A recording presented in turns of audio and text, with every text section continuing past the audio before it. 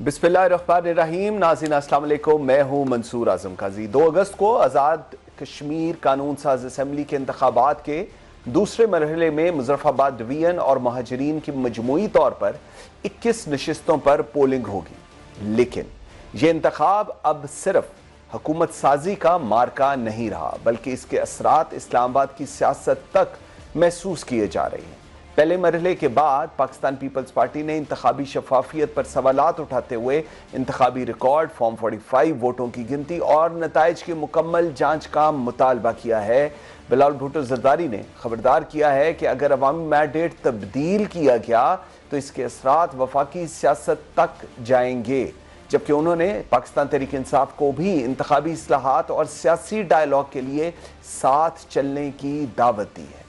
दूसरी तरफ वफाक और गवर्नेंस में मौजूद निज़ाम पर भी नई बहस छिड़ गई है। वफाकी वज़ीर दाखिला मोहसिन नकवी मौजूदा निज़ाम को नाकाफ़ी करार देते हुए नए एडमिनिस्ट्रेटिव यूनिट्स पर कौमी इत्तफ़ाक़ राय की बात कर रहे हैं, जबकि मुस्तफ़ा कमाल भी नए सूबों को बेहतर तर्ज़ हुक्मरानी से जोड़ रहे हैं। तो क्या आज़ाद कश्मीर का इंतखाब सिर्फ एक इलाकाई सियासी मार्का है या वफाकी सियासत के नए बाब का आगाज़?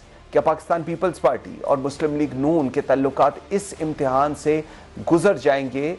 क्या पाकिस्तान तहरीक इंसाफ सियासी मुकालमे की कोई नई राह हमवार करेगी? और क्या गवर्नेंस इस्लाहात की बहस मुल्क के आईनी ढांचे तक पहुंचने वाली है? इस तमाम तर सूरत हाल पे बात करने के लिए आई एम वेरी ग्रेटफुल, मुझे ज्वाइन किया है हसन मुर्तज़ा साहब ने, पाकिस्तान पीपल्स पार्टी के सीनियर रहनुमा है। हसन साहब, बहुत शुक्रिया आपके टाइम देने का।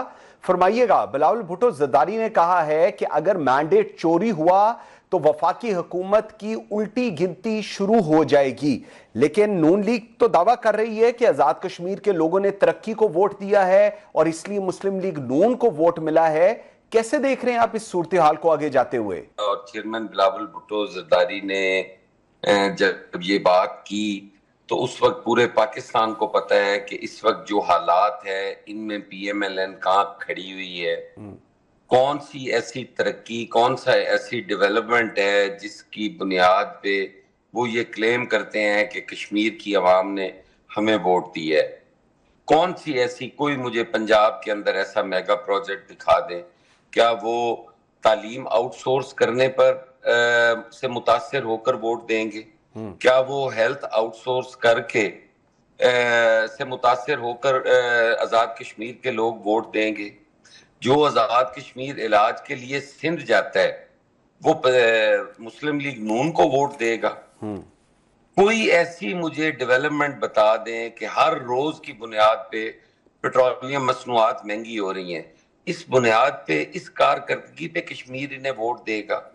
सर, आप किसी मासेज में चले जाएं, किसी तबके से आप बात कर लें, कोई आदमी किसी को पसंद करता होगा, नहीं करता होगा, PMLN पे पूरी कौम मुत्तफिक है कि ये इस मुल्क पे भारी हैं। हर आदमी, अब ये चीज इतनी अयां हो चुकी है कि कहीं पे आप जाके नाम लेकर देख लें PMLN को, पूरी कौम इस बात पे मुत्तफिक है कि ये इस मुल्क के लिए बिल्कुल जो है वो मुनासिब नहीं है। ठीक, अब बातें करने को है और इसमें कोई दो राय नहीं है कि अगर पीपल्स पार्टी साथ से हट जाती है जी, उनकी अददी अक्सरियत बेशक सिंपल मेजॉरिटी रह जाए, हुकूमत उनकी कायम रह जाए, लेकिन उनके लिए चलना मुश्किल होगा। बिल्कुल ऐसे ही। वो तो रोजाना की बुनियाद पे उन्हें बैसाखियों पे खड़ा करके दिन गुजारते हैं। वो समझ रहे हैं कि हम बड़े कोई पॉपुलर हैं और हम तो ये कर लेंगे, वो कर ले। ऐसी कोई चीज नहीं है उनके। लेकिन हसन मुर्तज़ा साहब, जिस तरह आप फरमा रहे हैं, रियलिटी यही है। अगर आप पीपल्स पार्टी नून लीग के साथ ना हो तो नून लीग के लिए चलना बहुत मुश्किल है, लेकिन अगर तहफ़्फ़ुज़ात जो हैं वो बरकरार रहते हैं, जो अपेरेंटली लग रहा है, तो इसका जो असर है वो वफाकी इत्तेहाद, जिसका बिलावल भुट्टो ज़रदारी ने कहा, काबीना की बात कर लें या पार्लिमानी ताउन, उस पर भी पड़ेगा जी। अगर इसको आप फिर कैसे देखते हैं? देखें, पाकिस्तान पीपल्स पार्टी ने तो हमेशा जो है वो कोशिश की है कि ये इत्तेहाद भी बरकरार रहे और इसमें हम रहते हुए अगर इस सिस्टम में कोई रिफॉर्म्स ला सकते हैं तो वो लाएं। लेकिन अब इतनी कीमत हम चुकाने की पोजीशन में नहीं है कि एक معمولی سی سیٹ کی خاطر ہمارے کارکن سینے پہ گولیاں بھی کھائیں, ٹھیک, شہید بھی ہوں, اور پھر گالی بھی پاکستان پیپلز پارٹی سنے. یہ ممکن نہیں ہے. جس حد تک وہ چلے گئے ہیں پاکستان پیپلز پارٹی یہ برداشت نہیں کر سکتی, اور باقی قیادت نے فیصلے کرنے ہیں. وہ اگر فیصلہ کرتے ہیں تو ہم نے تو پہلے بھی جانے دی ہیں, خود سوزیاں کی ہیں, پھانسیوں پہ لٹکے ہیں, کوڑے کھائے ہیں, لیکن قائدین کی ہم نے ہمیشہ حکم کی پاسداری کی ہے. تو وہ ایک الگ چیز ہے. لیکن اس وقت ہم کارکنوں کے اندر بڑا ایک اعتماد اور وہ بڑے تازہ دم ہوئے ہیں جب چیئرمین کی طرف سے یہ سٹیٹمنٹ آئی کہ میں کارکنوں کے خون پہ کوئی کمپرومائز نہیں کروں گا. اچھا, یہ جو بلاول بھٹو کہہ رہے ہیں کہ رائٹ آف گورننس کی بات کر رہے ہیں, رائٹ ٹو اونرشپ کی بات کر رہے ہیں, رائٹ آف امپلائمنٹ کی بات کر رہے ہیں, یہ چیز بڑی ایک, میں یہ کہوں گا کہ پورے آزاد کشمیر کے اندر اس کو بڑا ایکنالج کیا جا رہا ہے. اس کو لے کر آگے چلنے کا کیا آپ لوگوں کے ذہن میں ہے, کس طرح آگے چلا جائے گا اس ایجنڈے کو لے کر؟ دیکھیں, کشمیر کے اندر ایک جمود تھا, کوئی سیاستدان جرت نہیں کر رہا تھا وہ جانے کی. چیئرمین بلاول بھٹو نے پہل کی اور انہوں نے وہی اپنا نیریٹو, اپنا منشور جو جی بی میں رکھا تھا وہی کشمیریوں کے سامنے رکھا کہ ہم حق ملکیت بھی دیں گے, حق حاکمیت بھی, اور حق روزگار بھی. ٹھیک, اور وہ لوگوں نے ایکسیپٹ کیا. انہوں نے وہاں پہ مطالبہ کیا کہ ان کی یہ انٹرنیٹ بندش تو ختم کرو, ان کا دنیا سے رابطہ تو بحال کرو. اور انہوں نے وہاں جا کے بتایا کہ آپ جو اسلام آباد میں بیٹھ کے کوئی فیصلہ نہیں کرے گا, آپ فیصلہ کریں گے. تو اس سے پولیٹیکل ایکٹیویٹی بحال ہوئی. وہاں پہ لوگوں نے جلسے کیے, لوگوں نے ریلیاں کی, لوگوں نے گفتگو کی. اس سے پہلے تو بات ہی کوئی نہیں تھی. اور اگر آپ کے حاکمیت نہیں دیں گے تو کس طرح ممکن ہے کہ وہ آپ کے ساتھ رہیں, وہ آپ کے غلام ہیں. آپ کا ایک وزیر امور کشمیر جو ہے وہ انہیں چھڑی سے آنک رہا ہوتا ہے, کوئی ان کی ویلیو نہیں ہے, کوئی ان کی اوقات نہیں ہے. آپ کا دل کرے آپ جا کے کوئی قانون وہاں نافذ کر دے, بھئی انہیں ان کی مشاورت سے کرے. سارے پاکستانی ہیں, کشمیری ہیں, بھائیوں کی طرح رہ رہے ہیں. اگر یہاں پہ شورش ہوگی, یہاں پہ خون خرابہ ہوگا, لا اینڈ آرڈر کا مسئلہ ہوگا, تو جو ہمارا انٹرنیشنلی مقدمہ مقبوضہ کشمیر کا ہے وہ کمزور نہیں ہوگا. بھارت نہیں کہے گا کہ یہ تو خود اپنے لوگوں پہ گولیاں چلا رہے ہیں اور یہاں پر آگے یہ کشمیریوں کی بڑی حمایت کرتے ہیں. بالکل صحیح. تو کافی ساری چیزیں ہیں جن کو سمجھنے کی ضرورت ہے, اور پی ایم ایل این کو سمجھ تو آ رہا ہے, لیکن حکومت کا نشہ ہوتا ہے, وہ نہیں ان سے زیادہ نظر انداز کر دیتا ہے بندہ. ہاں حسن صاحب, ایک اور چیز بتائیں, کل پرسوں ہم نے دیکھا محسن نقوی نے نئے صوبوں کی اور ایڈمنسٹریٹو یونٹس کی بات کی, اور اس کے بعد کہا کہ جی بڑے ضروری ہیں, اگر یہ چیزیں حل نہیں ہوں گی تو اگلے 20 سال تک بھی آپ لوگ اسی ہی سچویشن میں رہیں گے. پیپلز پارٹی بڑا اس چیز کو کہتی ہے کہ مضبوط لوکل گورنمنٹ ہونا چاہیے, یہ سٹرکچرز ہونے چاہیے, جہاں پر یہ ڈسکشن ہو چکی ہوئی ہے وہاں پر چیزوں کو سیٹل ڈاؤن کریں. ساؤتھ پنجاب کی میں اگزامپل دے رہا ہوں. اب اس بیان کے بعد, کیونکہ آبویسلی محسن کی جب کوئی بات ہو رہی ہوتی ہے تو ایک سمجھا جا رہا ہوتا ہے اسٹیبلشمنٹ بھی یہی چاہ رہی ہے, سو آپ کیسے دیکھ رہے ہیں پیپلز پارٹی اس کو اوورآل اب کیسے دیکھ رہی ہے گوئنگ فارورڈ؟ دیکھیں, مجھے اس سے زیادہ جو پریشانی ہوئی ہے نا ان کے اس بیان سے ہوئی ہے کہ میں پہلی دفعہ سیاسی بات کرنے لگا ہوں, میں پہلی دفعہ سیاسی تقریر کرنے لگا ہوں. تو میں تو حیران ہوں کہ وزیر اعلیٰ بھی رہے ہیں, وزیر داخلہ بھی ہیں, اور پہلی دفعہ سیاسی بات کرنے لگے ہیں. بڑی حیرانگی کی بات ہے. تو ہمارے لیے تو وہ بڑے قابل احترام ہیں جی. ان کی اس گفتگو سے اس سے بڑا عجیب محسوس ہوا کہ وہ یہ کیا کہہ رہے ہیں. باقی صوبوں کا کہنا وہ تو سب کو پتہ ہے کہ وہ ان کا اپنا خیال نہیں ہے, کسی نے انہیں آئیڈیا دیا ہے. وہ اب کون ہے یہ مجھے تو نہیں پتا, لیکن پی ایم ایل این بھی آج صفائیاں دے رہی تھی کہ ہم نے یہ تو نہیں کہا کہ ہم نے نہیں کہا, لیکن رانا ثناء اللہ کے بیان سے محسوس ہو رہا تھا کہ انہیں بھی اس بیان سے بڑی تکلیف ہوئی ہے. بالکل ہم صحیح. نے تو کبھی بھی یہ نہیں کہا کہ آپ جو بہتری کی کوشش ہے نہ کریں. اگر صوبے بنانا ہی اس ملک میں تمام برائیوں کا خاتمہ ہے تو یقیناً بننے چاہیے. ٹھیک. اور اگر صوبے بنا کر بھی ہمارا یہی حال رہنا ہے تو پھر ہمیں اس موجودہ سسٹم میں رہ کر اس کی بہتری کے لیے ہم کوشش کر لیں، بجائے اس کے کہ ایک نیا تجربہ کیا جائے جی اور کل کو وہ ناکام ہو ہم اسی پہ کام کر لیں. بالکل صحیح.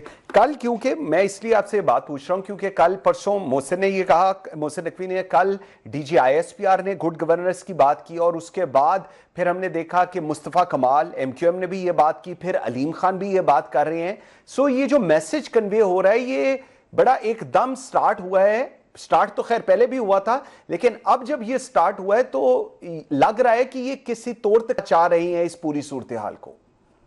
دیکھیں اگر کوئی فوجی بات کرے نا جی تو اس چیز کی سمجھ آتی ہے کہ وہ وہاں پہ قربانیاں بھی دے رہا ہے، بارڈر پہ بھی کھڑا ہے، بمب کے آگے بھی سینہ کر کے کھڑا ہے، انڈیا کے ساتھ جنگ ہوتی ہے تو ہمارا سر فخر سے بلند کر دیتا ہے. اگر تو وہ بات کرے کہ گڈ گورننس جو ہے وہ نہیں ہے تو وہ تو ماننے میں آتی ہے. اب چائنا کٹنگ والے بھی کہیں کہ یار گڈ گورننس نہیں ہے، اب دوسرا تیسرا بھی کہے کہ گڈ گورننس نہیں ہے، تو میرے خیال ہے یہ تو زیادتی ہے جی، یہ مناسب نہیں ہے. آرمی یہ حق ضرور رکھتی ہے، وہ بھی سیاسی مداخلت نہیں، مطلب ہے ان کی قربانیاں ہیں، ان کو اگر وہ وہاں پہ جان دے اور ادھر ہماری پولیٹیشنز کی طرف سے کوئی کمی کوتاہی رہ جائے تو یقیناً ان کو یہ حق ہے کہ یار آپ کیا کر رہے ہو، تو وہ تو کرے. اب یہ دوسرے اگر کرے تو مجھے سمجھ نہیں آتی بھئی ان کو تھکاوٹ کس چیز کی ہو رہی ہے. ٹھیک. اچھا یہ بھی کہا جا رہا ہے کہ محسن نقوی اس بات کرنے سے پہلے ان کی زرداری صاحب سے ملاقات ہوئی، اور جو محسن کی باڈی لینگویج سے یا جو انہوں نے بتا رہے ہیں کہ زرداری صاحب بھی شاید آن بورڈ تھے اور پرائم منسٹر بھی آن بورڈ تھے، یہ ان سے میسج جو وہ اوور آل کنوے کر رہے تھے اس میں تھا. زرداری صاحب کی ملاقات جو ہوئی اس کو پھر آپ کیسے اس کے ساتھ لنک کر رہے ہیں جو محسن نقوی کہہ رہے ہیں؟ دیکھیں زرداری صاحب کی اور محسن نقوی صاحب کی ملاقات کا ویسے تو میں نے ٹی وی پہ دیکھی جی لیکن مجھے ان کا تو نہیں پتا کہ وہاں پہ کیا گفتگو ہوئی کیا نہیں ہوئی، اور نہ ہی ہمارے میں اتنی ہے کہ ہم فون کر کے پوچھیں جی کہ آپ ملے ہیں تو آپ نے کیا وہاں پہ کہا ہے یا کیا بات ہوئی ہے.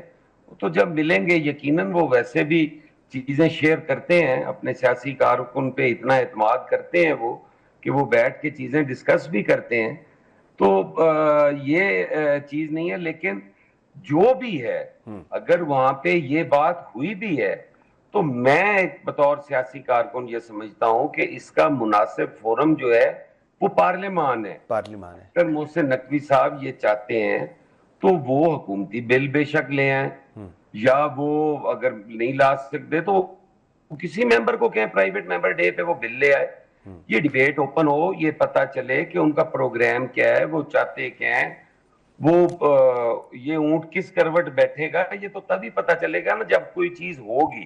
ٹھیک. اب پتہ ہی نہیں ہے، انہوں نے ایک شوشہ چھوڑا ہے، ہم اس پہ ہی کھپتے رہیں، جب انہوں نے کرنا ہے اتنی دیر تک ہم ویسے ایگزاسٹ ہو گئے ہوں گے اور فارغ ہو جائیں گے، صحیح. وہ ایک نیا سسٹم لا کے بٹھا دیں گے. لاسٹ مجھے بتائیے گا حسن صاحب، ابھی پارلیمانی فارم آف گورنمنٹ چل رہے ہیں، پروونشل اسمبلیز ہیں، نیشنل اسمبلی ہے اور سینٹ ہے.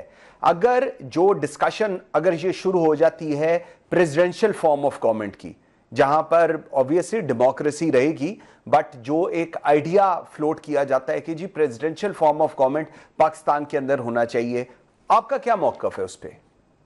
دیکھیں میں تو بہترین نظام جو ہے وہ پارلیمانی جمہوریت کو ہی سمجھتا ہوں. ٹھیک ہے. وہ بھی دیکھا ہے اور یہی سمجھا ہے کہ اور سلوشن بھی وہی ہے.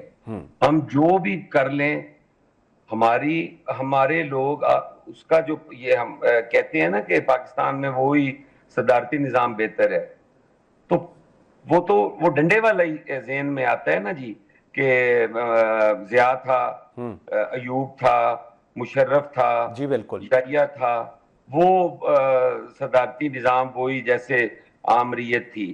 ہمارے ذہن میں وہ آمریت ہی دراصل پھنسی ہوئی ہے. بہترین نظام جو ہے وہ پارلیمانی جمہوریت ہی ہے جس میں عام آدمی کی بھی آواز ہوتی ہے. صدارتی نظام میں عام آدمی کہاں کھڑا ہوگا جی؟ بالکل ٹھیک ہے. حسن مرتضیٰ صاحب بہت شکریہ آپ کے ٹائم دینے کا جی, ویری گریٹفل. ناظرین, نون لیگ اس ساری صورتحال پہ کیا سوچتی ہے, اس پہ بات کریں گے ایک چھوٹی سی بریک کے بعد. میں ساتھ رہیے گا. Welcome back after the break. جی ناظرین, اگر پاکستان پیپلز پارٹی انتخابی شفافیت, آئینی اصلاحات اور وفاقی سیاست پر سوال اٹھا رہی ہے, تو دوسری جانب پاکستان مسلم لیگ نون کے سامنے بھی یہی سوال ہے کہ کیا وہ انتخابی عمل کو مکمل شفاف بنانے اور گورننس کے نئے ماڈل پر قومی اتفاق کے رائے کے لیے تیار ہے. اس پہ بات کرنے کے لیے I'm very grateful, مجھے جوائن کیا ہے سینیٹر ناصر بٹ صاحب نے, مسلم لیگ نون کے سینئر رہنما ہیں. بہت شکریہ بٹ صاحب آپ کے ٹائم دینے کا. فرمائیے گا, 2 اگست کے مرحلے میں 21 نشستوں پر مقابلہ ہے, مسلم لیگ نون کا ہدف کیا ہے, اور اگر واضح اکثریت نہ ملی جو پیپلز پارٹی کلیم کر رہی ہے, تو کیا حکومت سازی کا پلان کس طرح آپ دیکھتے ہیں؟ بسم اللہ الرحمن الرحیم. دیکھیں, پہلا مرحلہ ہوا, میں تو سمجھتا ہوں جمہوریت میں یہی چیز ہوتی ہے کہ آپ جب الیکشن ہو رہا ہے اس سے پہلے آپ اپنی رائے, اپنا منشور عوام کے پاس جاتے ہیں, جلسے کرتے ہیں, تقریریں کرتے ہیں, اور دوسری جماعت پہ آپ ضرور کوئی نہ کوئی ظاہر بات کرتے ہیں جی کہ وہ ٹھیک نہیں کر رہے ہیں, ہم ٹھیک کر رہے ہیں. تو اگر آپ 2 اگست کو ہو رہا ہے الیکشن, اس میں آپ کو اگر عوام ووٹ نہیں دیتی تو پھر آپ مجھے بتائیں کہ یہ تو کوئی نہیں بات. حکومت بھی آپ کی ہے, وہاں آزاد کشمیر میں وزیر اعظم بھی آپ کا ہے, اور ڈی سی کمشنر سب آپ کے ہیں. اب آپ کہیں جی کہ ہمیں لوگوں نے ووٹ نہیں دیا لہذا دھاندلی ہو گئی. تو یہ بات جب گلگت بلتستان میں تھی تو اس میں آپ کو تو دیکھیں نا, ایک جمہوریت تک پی ایم صاحب نے ان کو مبارکباد دی کہ آپ نے ایک سیٹ 2 زیادہ لے لی, اپنا حکومت. تو پیپلز پارٹی کو چاہیے کہ اگلا جو الیکشن آ رہا ہے کل, ویلا وہ کرتے ہیں جن کو پتا ہوتا ہے کہ ہم نے ہار جانا ہے. ٹھیک ہے بھائی, آپ 6 مہینے سے ادھر حکومت بھی کر رہے ہیں, آپ ادھر بیٹھے ہوئے ہیں, آپ کس سے گلہ کر رہے ہیں؟ تو یہ چیزیں اگر پیپلز پارٹی ایسا کر رہی ہے تو میرا نہیں خیال کہ وہ کوئی کہتے ہیں نا, کشمیر میں آپ اس طرح کے بیانات بھی دیتے ہیں, 12 سیٹوں کے متعلق آپ بات بھی کرتے ہیں, پھر آپ سمجھتے ہیں کہ لوگ آپ کو ووٹ دیں گے. تو یہ تو آپ کی سوچ ہے نا, آپ ایسا رویہ رکھیں, ہم پہ تنقید کریں, آپ کے مخالف ہیں, ہم نے ہمیشہ کبھی جب بھی الیکشن ہوگا آپ کے خلاف الیکشن لڑنا ہے. لیکن یہ چیز نہیں ہے کہ آپ ہار جائیں تو آپ کہیں جی بے ایمانی ہو گئی ہے. لیکن بٹ آپ کی چیزیں تو سامنے ہیں. ٹھیک, بٹ صاحب ایک اور چیز بتائیے گا, نون لیگ کیا اس بات کی حمایت کرتی ہے کہ ہر پولنگ سٹیشن کا فارم 45 فوری طور پر تمام امیدواروں کو فراہم کیا جائے اور رزلٹ ٹرانسمیشن مکمل شفاف ہو؟ کیونکہ پیپلز پارٹی آپ کے اوپر سب سے بڑا جو الزام لگا رہی ہے وہ یہی لگا رہی ہے کہ شفافیت نہیں ہونے دے رہے آپ لوگ. دیکھیں, فارم 45 فارم 47, میں کہتا ہوں جو ان کے ایجنٹ بیٹھے وہاں سے نہ اٹھیں. ہم بھی یہی کہتے ہیں, الیکشن کمیشن بھی یہی کہہ رہا ہے کہ آپ سامنے ہر چیز ہو. ہم اس چیز کے بالکل خلاف ہیں کہ جی فارم 45 نہ ملے, ہم بالکل ان کے ساتھ ہیں, یہی ہونا چاہیے.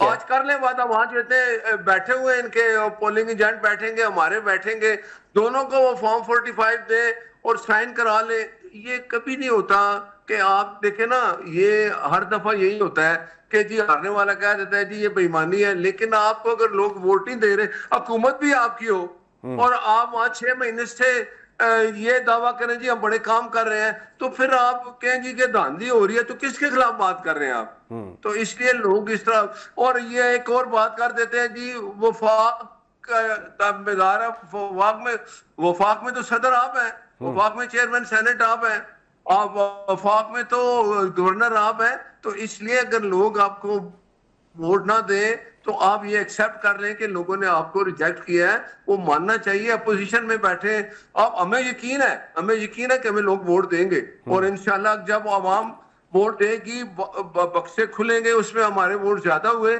تو ہم جیتیں گے. اور ہمیں پتہ ہے کہ ہمارے قائد میاں نواز شریف وہاں 2-3 جو انہوں نے جلسے کیے ہیں, اور یہ انہوں نے کہا ہے کہ اگر آزاد کشمیر کے لوگ یہ سمجھتے ہیں کہ جی جس طرح پنجاب میں اچھے کام ہو رہے ہیں تو آپ ووٹ دیں مسلم لیگ نون کو, ہم اپنا جو وزیر اعظم جو بھی مسلم لیگ نون کا بنے گا قائد، اس کو یہی حکم کیا انہوں نے. یہ جب باتیں کرتے تھے جی انہوں نے کہا مجھے وزیر اعظم بنا دیں. ان کا مقصد بھی یہی تھا کہ اگر میری جماعت کے حکومت آئی تو میں وہی اصلاحات ادھر بھی لاؤں گا جو میں مریم صاحبہ کو ہدایت دیتا ہوں یا اپنے پی ایم شہباز صاحب کو. اچھا تو مجھے لیکن یقین ہے کہ ٹھیک بٹ صاحب، لیکن ایک اور چیز، اگر آزاد کشمیر کے نتائج پر اختلاف بڑھتا ہے تو کیا اسے وفاقی حکومت سے الگ رکھنے کے لیے پیپلز پارٹی کے ساتھ کوئی باقاعدہ پولیٹیکل کوارڈینیشن میکنزم بنایا جائے گا؟ اس کو آپ کیسے دیکھ رہے ہیں؟ کیونکہ اختلافات سامنے آ رہے ہیں سب کے. دیکھیں کوارڈینیشن ہو رہی ہے، یہ کہا گیا ہے، لیڈران کو حکم تھا. دیکھیں ہم کارکن ہیں، ہم ظاہر جذبات میں آ کے ایسی بات کرتے ہیں. جب دوسرا بیٹھا ہو پیپلز پارٹی کا کارکن یا کسی جماعت کا تو اس کا جواب تو ہم نے دینا ہے. لیکن یہ بھی ہے کہ ایک دوسرے کے خلاف ہم اتنی کہتے ہیں نا تنقید کریں، تنقید برائے تعمیر تو بالکل ٹھیک ہے، لیکن آپ جذبات میں اس طرح کی باتیں کر دیں کہ جی آپ سمجھیں کہ بس ووٹ کے لیے ہم نے ہر چیز کو تہس نہس کر دینا ہے. مسلم لیگ نون میں یہ خرابی ہے، فلاں خرابی ہے. میں یہ کہتا ہوں کہ مسلم لیگ نون نے پنجاب میں جو ابھی کام ہو رہے ہیں سی ایم صاحبہ کر رہی ہیں اسی کا موازنہ کر لیں. آپ بھی 15 سال سے سندھ میں بیٹھے، آپ موازنہ کرا دیں کہ سندھ میں ہم نے جو اچھے کام کیے ہیں آپ ہمیں ووٹ دیں، ہم سندھ جیسا بنا لیں گے تو لوگ فیصلہ کر لیں گے. بالکل صحیح. اچھا اس میں ایک اور چیز، ذرا اب الیکشنز کے تھوڑی دوسری طرف چلتے ہیں. محسن نقوی نے پہلے ایڈمنسٹریٹو یونٹس کی بات کی، پھر اس کے بعد مصطفیٰ کمال نے اس کو انڈورس کیا، پھر علیم خان نے اس کو انڈورس کیا. مسلم لیگ نون کے پاس اس حوالے سے کوئی مکمل آئینی، مالی یا انتظامی روڈ میپ موجود ہے یا ابھی صرف ایک بحث ہے؟ کیونکہ ارلیئر کہا گیا کہ پرائم منسٹر سے بھی محسن نقوی نے بات چیت کی، پھر کہا گیا صدر زرداری صاحب سے بھی ملاقات کی، اور اس کے بعد یہ ساری بات چیت ہوئی. کیسے دیکھ رہے ہیں آپ اس کو؟ دیکھیں یہ ایک بات ہے کہ ہر صوبے کی، میں یہ سمجھتا ہوں کہ اگر وہاں اسمبلی ہے، پنجاب اسمبلی ہے، سندھ اسمبلی ہے، اگر وہاں یونانیمسلی اگر یہ سب ایم پی اے یا جو وہ فیصلہ کر لیں حکومت اور اپوزیشن مل کے کہ صوبے بننے ہیں تو بننے چاہیے، ہمیں تو کوئی اعتراض نہیں ہے. چاہے وہ پنجاب ہو، چاہے سندھ ہو، چاہے بلوچستان ہو، چاہے کے پی کے ہو. لیکن میں یہ سمجھتا ہوں کہ فیصلہ عوام کا ہونا چاہیے. اگر وہاں اپوزیشن اور حکومت مل کے جہاں بھی جس کی حکومت ہے اور وہ اکٹھے ہو کے یونانیمسلی فیصلہ کرتے ہیں تو اس میں نہیں سمجھتا کہ پھر کارن، لیکن فیصلہ ٹھیک. آپ جب یونانیمسلی کی بات کر رہے ہیں تو کیا مسلم لیگ نون تمام بڑی جماعتوں بشمول پاکستان تحریک انصاف کے ساتھ انتخابات، گورننس، 18ویں آئینی ترمیم، لوکل گورنمنٹ اور نئے ایڈمنسٹریٹو یونٹس پر کوئی جامعہ کانسٹیٹیوشنل ڈائیلاگ شروع کرنے کے لیے تیار ہے؟ جی ڈائیلاگ کرنے کے لیے تو پی ایم صاحب نے ہمیشہ یہ بات کیا، کمیٹی وہ بنی ہوئی ہے. اگر آپ کو یاد ہو جو ایاز صادق صاحب انہوں نے ایک ابو برج بننے، وہ کمیٹی ہماری ابھی تک قائم ہے. یہ بھی انہوں نے بھی 2-3 دفعہ میٹنگ کی، اس کے بعد چلے گئے جی ہمیں وہ جو جیل میں بیٹھا اس نے کہا جی کوئی بات نہیں کرنی، بات یہ ہے کہ 18ویں ترمیم ہو یا 27ویں ترمیم ہو، 28ویں ترمیم ہو.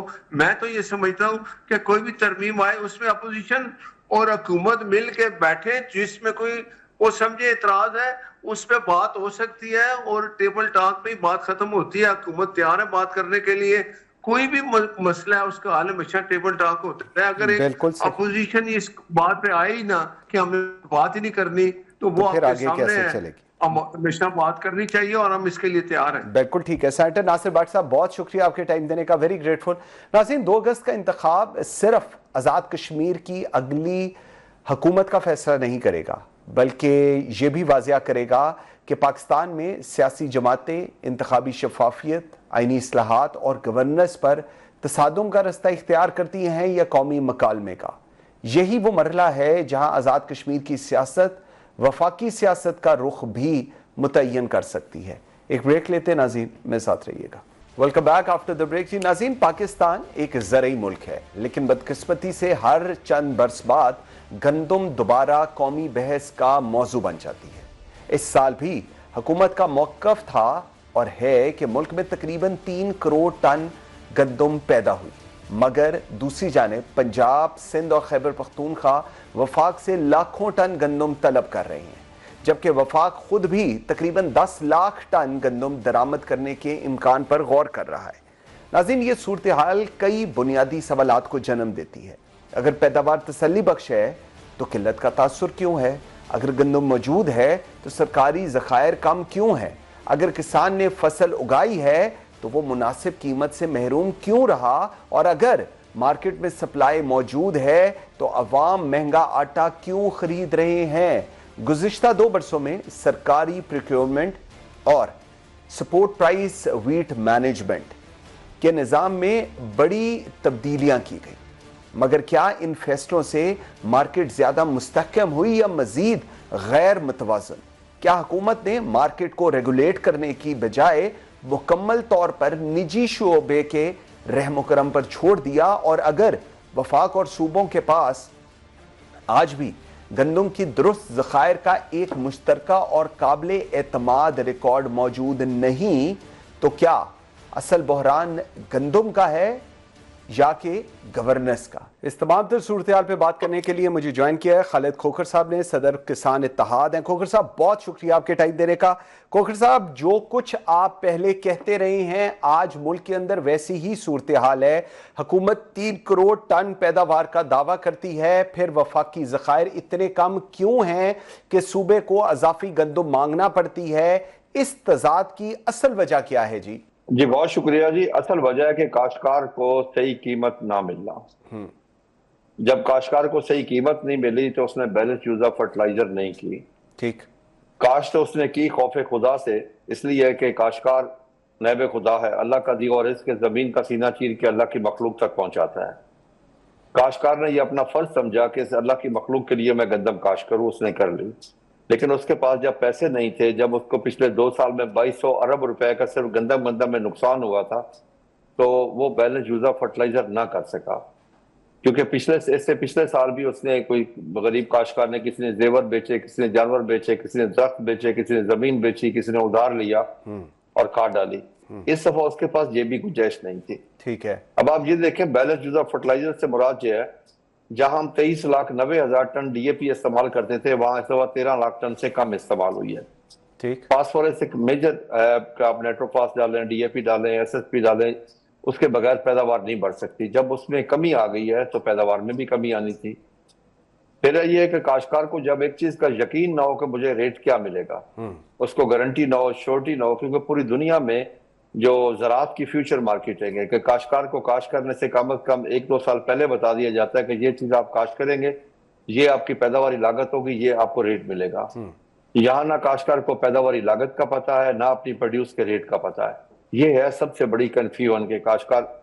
दूसरा ये है कि हुकूमत ने जो गलत काम किया, मैं आपको अर्ज करूं, पंजाब हुकूमत ने जो काश्तकारों के साथ ज्यादती की वो ये था कि हुकूमत कहती रही जी हमें IMF की मजबूरी है, हमने इसको डीरेगुलेट कर दिया है।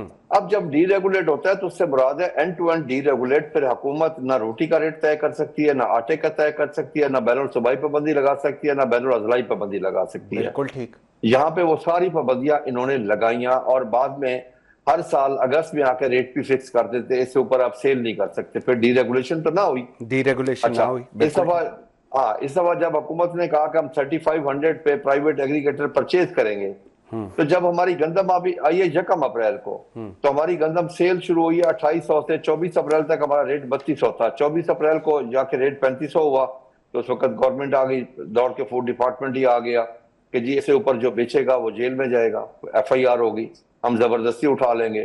प्राइवेट एग्रीगेटर तो मई तक नहीं आए, मई के 1 मई तक नहीं आए। वो उसके बाद उनको जो गंदम दी गई है, वो गंदम कहां से आई थी? वो गंदम काश्तकार से नहीं ली गई थी, वो जबरदस्ती उठा के दी गई थी फ्लोर मिलों से, बाकी लोगों से। ठीक, लेकिन खोखर साहब मुझे ये चीज बताइएगा, क्या स्पोर्ट प्राइस और सरकारी खरीदारी खत्म या महदूद करने का फैसला आपको लगता है जमीनी हकायक का दुरुस्त अंदाजा लगाए बगैर किया गया?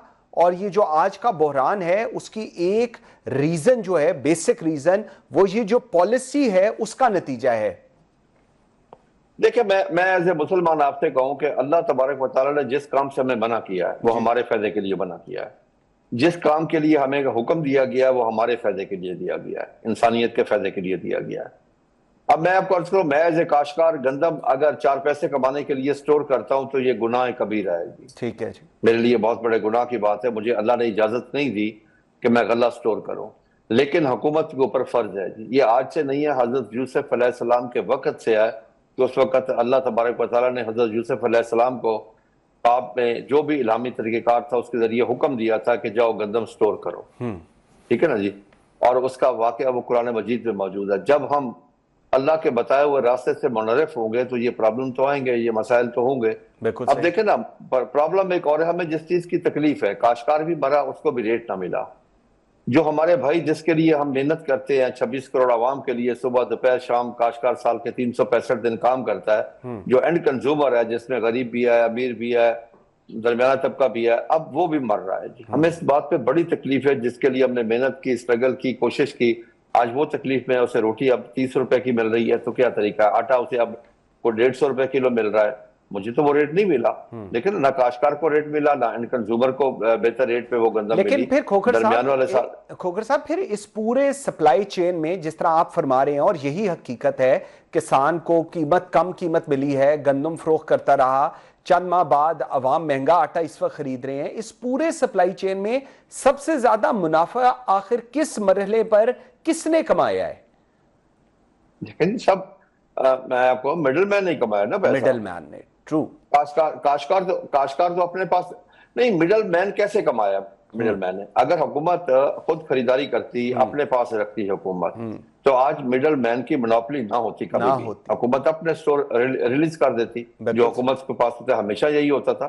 لیکن اب کیونکہ حکومت نے خود خریداری سے نکل بھی گئی اور نہ بھی نکلی، یعنی کہ اس کے طریقہ کار یہ تھے کہ فوڈ ڈپارٹمنٹ بھی ویسے، اب دیکھیں نا فوڈ ڈپارٹمنٹ کا نام کیا ہے جی، price control consumer rights, farmer rights نہیں ہے کہیں بھی۔ دیکھیں نا پہلی چیز فارمر رائٹس ہونے چاہیے نا، جو اگا کے دیتا ہے، جو سال کے 365 دن کام کرتا ہے، جو نہ گرمی دیکھتا ہے نہ سردی دیکھتا ہے، اس کے لیے کوئی مراحت بھی نہیں ہے۔ اب میں آپ کو ایک چیز اور بتانا چاہتا ہوں، جس طرح میں نے پچھلے سال گندم کاشت کرنے سے پہلے یہ پریڈکشن کی تھی یہ حالات ہوں گے، اب کیا اگلے سال اب کیا ہونے جا رہا ہے، یہ اب ذرا سمجھائیں۔ اگلے سال کے لیے میں آپ کو بتا دیتا ہوں جی، اگلے سال یہ ہونے والا ہے۔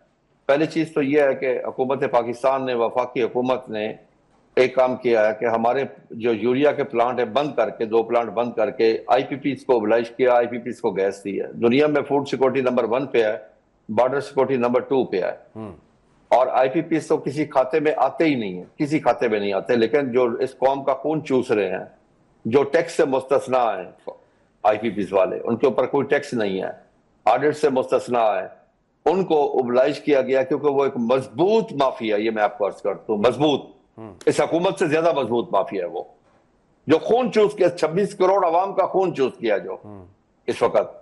میں آپ کو جب غریب آدمی کا بل آتا ہے نا، اس کی جذبات کا لفظوں میں احاطہ کر کے نہیں بتا سکتا جو ان کو تکلیف پہنچتی ہے۔ اب کیا ہوگا کہ جب کاشتکار بیلنس یوز آف فرٹیلائزر نہیں کر سکے گا، جب یوریا کی اگر شارٹیج آئے گی، آپ کو یاد ہوگا کہ 2-2.5 سال پہلے یہ شارٹیج آئی تھی، ہم نے 150 ارب یعنی کہ 150 ارب روپیہ اصل ریٹ سے زیادہ ادا کیا تھا مافیا کو اس وقت بھی، بالکل صحیح، مڈل مین کما کر۔ اب یہی ہوگا کہ دوبارہ اگر کاشتکار لائن میں لگا رہے، اسے کیا ضرورت ہے، اب تو وہ دل برداشتہ ہو چکا ہے، اب وہ لائن میں نہیں لگے گا، وہ کہے گا چلو میں کھاد ڈالتا ہی نہیں، بغیر کھاد کے میں جو بھی نکل آئے گی، جو اللہ میاں رزق دے دے گا وہی لے لوں گا۔ بالکل صحیح، تو اس سے ملک نہیں چلتے ہوتے۔ فوڈ سیکورٹی کے لیے دیکھیں نا دنیا میں جو پالیسی بنتی ہے، ٹھیک ہے، وہ بنتی ہے 10 سال 15 سال 20 سال کے لیے۔ میں آپ کو چھوٹی سی مثال دیتا ہوں جی، چند دن پہلے اسلام آباد انڈسٹری ڈپارٹمنٹ میں ایک میٹنگ تھی جس میں مجھے بھی بلایا گیا کہ اس میٹنگ اس کے لیے تھی کہ فرٹیلائزر کی پالیسی کے لیے۔ اب میں نے پوری پالیسی جب دیکھی تو میں نے پہلا سوال یہ کیا، اس میں کہیں یہ پالیسی میں ذکر ہی نہیں ہے کہ جس حساب سے ہماری آبادی بڑھ رہی ہے، ہماری ضرورت کتنی بڑھے گی، ہمیں 5 سال بعد کتنی چاہیے، 10 سال بعد یوریا کتنی چاہیے، ڈی اے پی کتنی چاہیے، نائٹروفاس کتنی چاہیے، ایس ایس پی کتنی چاہیے، این پی کی کتنی چاہیے، وہ تو اس میں اس کا ذکر ہی نہیں ہے۔ لیکن ہمارے پالیسی بنانے والوں کو اگر ان چیزوں کا پتہ نہیں ہے تو پھر آگے کس طرح چیز ہے۔ لیکن کھوکھر صاحب اس وقت جی، لیکن کھوکھر صاحب اس میں اگر یہی ماڈل جاری رہا جس میں سرکاری خریداری محدود ہے، مارکیٹ غیر منظم ہے، ذخائر کمزور ہیں، تو کیا پاکستان ہر سال اسی نوعیت کے گندم بحران کا سامنا کرتا رہے گا؟ دیکھیں میں آپ کو عرض کروں کہ سب سے بڑا پرابلم ہمارے لیے جو مسئلہ ہے وہ اس وقت آبادی ہے۔ ہم ہر سال آبادی میں ایک نیا نیوزی لینڈ یا سنگاپور ایڈ کر رہے ہیں، ایک ملک جتنی آبادی ایڈ کر رہے ہیں، تو اسی حساب سے ہماری ایگریکلچر کی گروتھ ہونی چاہیے جو نہیں ہے، کیونکہ ہماری ایگریکلچر پالیسی نہیں ہے، ہماری ول نہیں ہے، اور اوپر بیٹھے ہوئے لوگ اس میں سنسیئر نہیں ہیں. چاہیے تو یہ تھا کہ اب ایسی میٹنگ، میں آپ کو ایک چیز اور بتاؤں، آپ اس کو بے شک ہیڈ لائن چلائیں. جب سے محترمہ مریم نواز صاحبہ چیف منسٹر پنجاب بنی ہے، انہوں نے آج تک کاشتکاروں سے کوئی میٹنگ نہیں کی، انہوں نے کاشتکاروں کو کوئی سٹیک ہولڈر نہیں سمجھا آج تک. یہ میں آپ کو ایک خبر دے رہا ہوں، آج تک جب سے بنی ہے کاشتکاروں سے انہوں نے کوئی میٹنگ نہیں کی، کوئی ڈسکس نہیں کیا، ان سے کوئی پرابلم نہیں پوچھا. ان کے کم از کم یہ پوچھ لیتے کہ آپ کی آنکھوں میں آنسو کیوں ہیں، ان سے یہ پوچھ لیتے آپ کو نقصان کتنا ہو گیا ہے، آپ کو کیوں نقصان ہوا ہے، میں آپ کے لیے کیا کر سکتی ہوں. آپ کے سامنے گندم والا کاشتکار مر گیا، کپاس والا مر گیا، آلو والا مر گیا، مٹر والا مر گیا، گاجر والا مر گیا، گوبھی والا مر گیا، یہ سارے کاشتکار، کنو والا مر گیا، آم والا کاشتکار مر گیا، فروٹ والا مر گیا، تمام ویجیٹیبل والا مر گیا.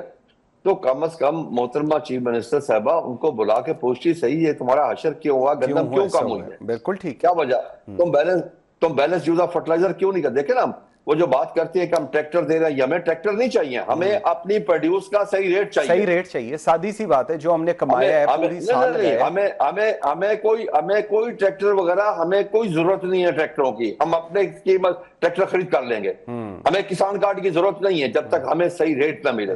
اگر ہمیں ریٹ ملے گا تو بس چیزیں آگے ٹھیک چلیں گی. بالکل صحیح. یہ تو دیکھیں نا ہمارے اوپر تو ڈاکہ مارا گیا نا، حکومت نے ڈاکہ مارا گیا، ہمیں کاسٹ آف پروڈکشن واپس نہ ملی. 2 سالوں میں 2200 ارب روپے کا نقصان ہوا، 2200 ارب روپے کا. میں تو اپنی تکلیف کی شدت آپ تک نہیں پہنچا سکتا، میں اپنے جذبات کا لفظوں میں یہاں تک نہیں بتا سکتا کہ ہمارا کاشتکار اس وقت کتنی تکلیف پہ ہے. صحیح.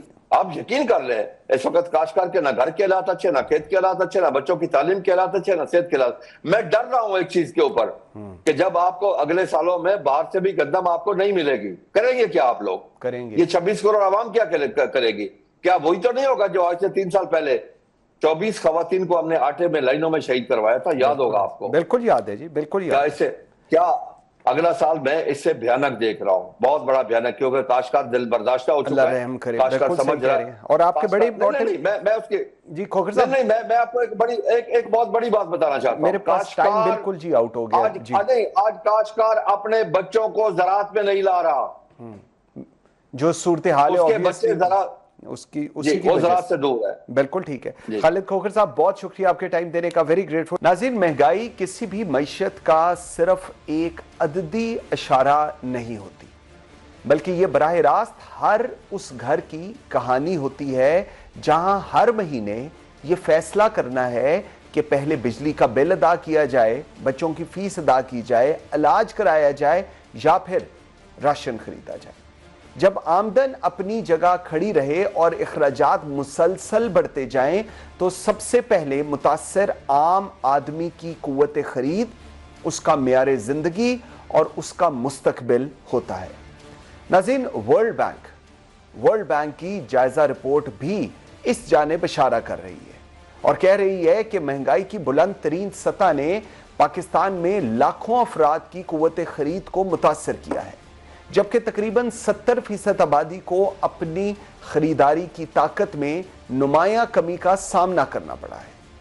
اس کا مطلب یہ ہے کہ ایک عام پاکستانی آج اپنی محنت کی کمائی سے پہلے کے مقابلے میں کم اشیاء اور کم سہولیات حاصل کر پا رہا ہے. ناظرین، اس حقیقت کو بھی نظر انداز نہیں کیا جا سکتا کہ مہنگائی کا سب سے زیادہ بوجھ ہمیشہ کم اور متوسط آمدنی والے طبقے پر پڑتا ہے. ایک تنخواہ دار خاندان کے لیے آٹا، دال، چاول، دودھ، سبزیاں، گوشت اور دیگر اشیاء ضروریہ کی اخراجات پہلے ہی بجٹ کا بڑا حصہ لے جاتے ہیں. اس پر بجلی، اس پر گیس، پیٹرول، کرایہ، بچوں کی تعلیم اور علاج جیسے اخراجات شامل ہو جائیں تو گھریلو بجٹ شدید دباؤ میں آ جاتا ہے. ایسے میں بہت سے گھرانے اپنی ضروریات محدود کرنے، خریداری مؤخر کرنے اور بعض اوقات بنیادی ضروریات میں بھی کمی کرنے پر مجبور ہو جاتے ہیں. دوسری جانب کاروباری اور صنعتی شعبہ بھی اس دباؤ سے محفوظ نہیں. ایندھن، بجلی، خام مال، ٹرانسپورٹ کی بڑھتی ہوئی لاگت پیداواری اخراجات میں اضافہ کرتی ہے اور آخرکار یہی بوجھ सारिफ तक मुंतकिल हो जाता है।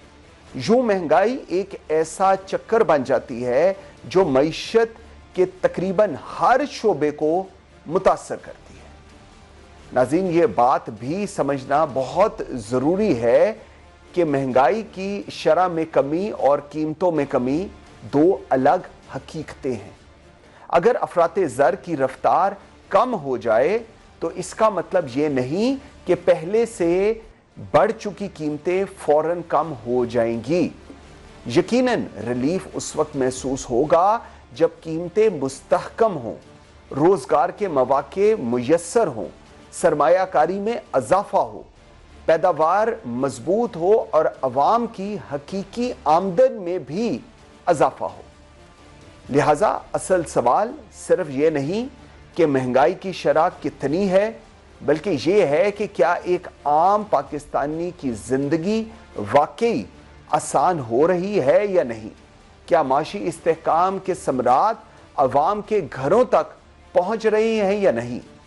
क्या हुकूमत माशी फैसले अवाम की कुव्वत खरीद बहाल करने, रोजगार बढ़ाने और मुतवस्सत तबके को सहारा देने में कामयाब हो रहे हैं या नहीं।